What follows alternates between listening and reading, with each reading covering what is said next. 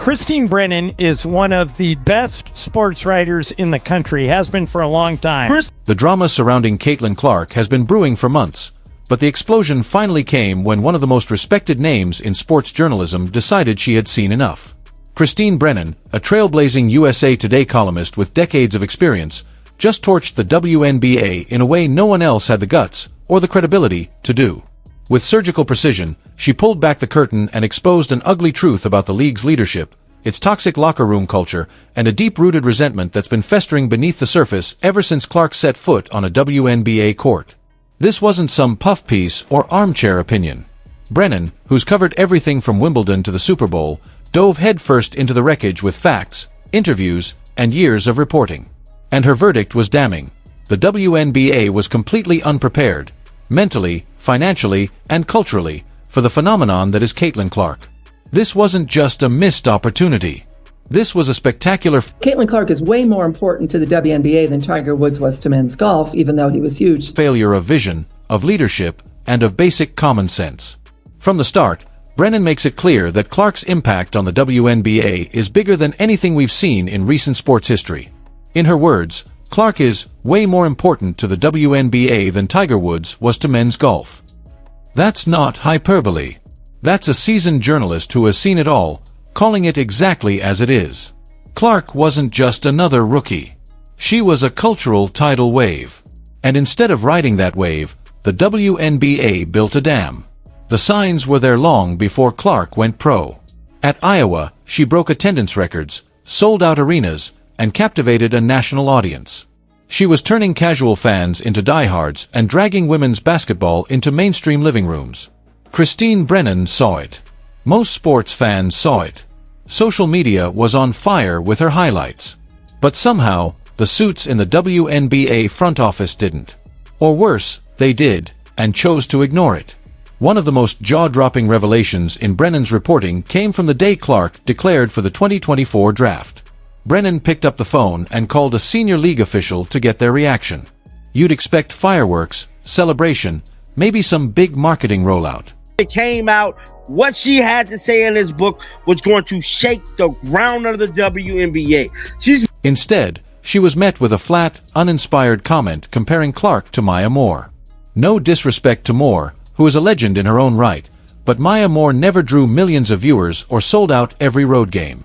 That comparison was a glaring signal that the WNBA leadership simply didn't understand what was about to hit them.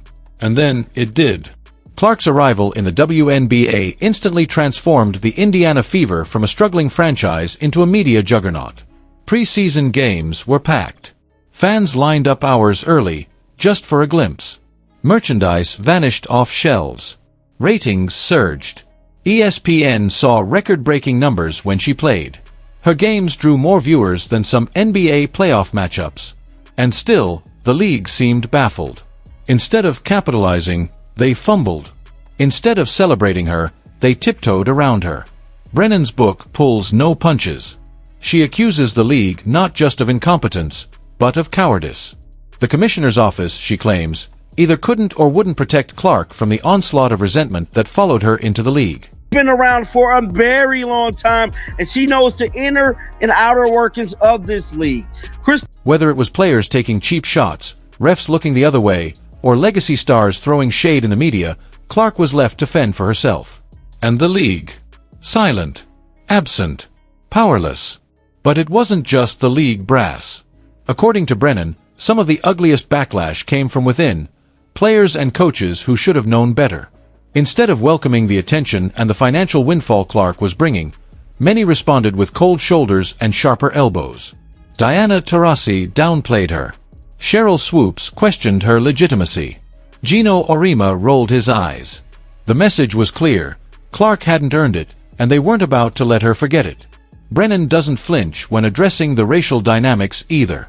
She points out that the WNBA is 74% black, and Clark, a white woman from Iowa, became its biggest star almost overnight. That reality, she says, created deep tension. But instead of using Clark's rise as a way to spotlight the entire league, the reaction in many corners was resentment. Brennan doesn't blame players for feeling overlooked. She acknowledges that many have been grinding in obscurity for years. But she also makes one thing painfully clear: none of that is Clark's fault. And this is where the league's dysfunction hits its peak. The rise of Caitlin Clark wasn't a zero-sum game. Her fame was lifting the entire WNBA. Bigger crowds meant more revenue. More revenue meant bigger salaries. Brennan let it be known in multiple interviews that the WNBA was not ready for a superstar like Caitlin Clark. More viewers meant more sponsors. Clark was a rising tide, but instead of raising all boats, many around her tried to punch holes in the hull. Brennan reveals that some of the biggest media hits on Clark weren't from rival fanbases. They were from inside the house. Journalists, legacy voices, even league insiders began crafting narratives about how she was too popular, how she hadn't earned the spotlight. All while ignoring the fact that the WNBA had been begging for attention for years. And now that it finally had some, they treated it like a threat.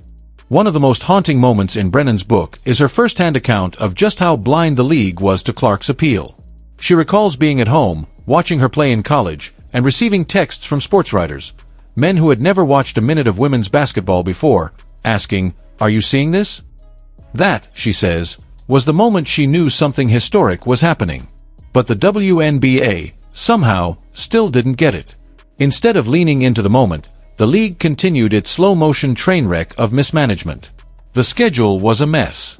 Marquee games were hidden in dead TV time slots. Merchandising was handled like an afterthought.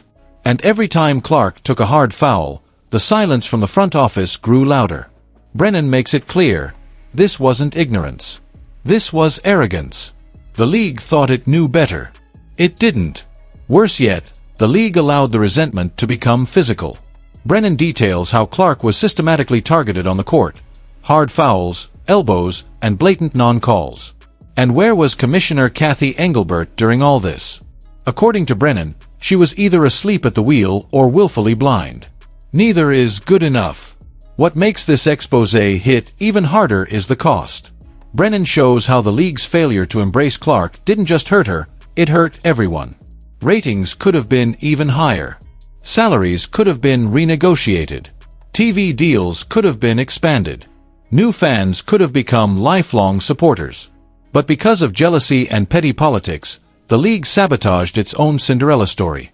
And perhaps the most damning part? Brennan reveals that it didn't have to be this way. YouTube creators, TikTok influencers, and sports bloggers saw Clark's meteoric rise coming years ago. They built audiences around her. They predicted exactly what would happen. And yet, the league, with all its resources, was still caught flat-footed. That's not just mismanagement. That's institutional failure. In the end, Brennan's book isn't just about Caitlin Clark. It's a brutal autopsy of a league that finally got everything it asked for and then panicked when it arrived. It's a case study in how fear of change, obsession with control, and outdated thinking can destroy even the most golden of opportunities. Clark was never the problem. The problem was the system that didn't want her to succeed unless it was on their terms. So here we are. Caitlin Clark, a generational talent, is still selling out arenas, still drawing millions, and still being asked to carry a league that can't decide whether it wants to embrace her or extinguish her. Brennan has issued the final warning. Either the WNBA wakes up and steps into the future, or it risks becoming the punchline of its own success story. What do you think? Is the backlash against Caitlin Clark really about race and jealousy, or is this just plain incompetence at the top? Let me know your thoughts in the comments below. Don't forget to like, subscribe, and turn on notifications, because the Caitlin Clark saga is far from over.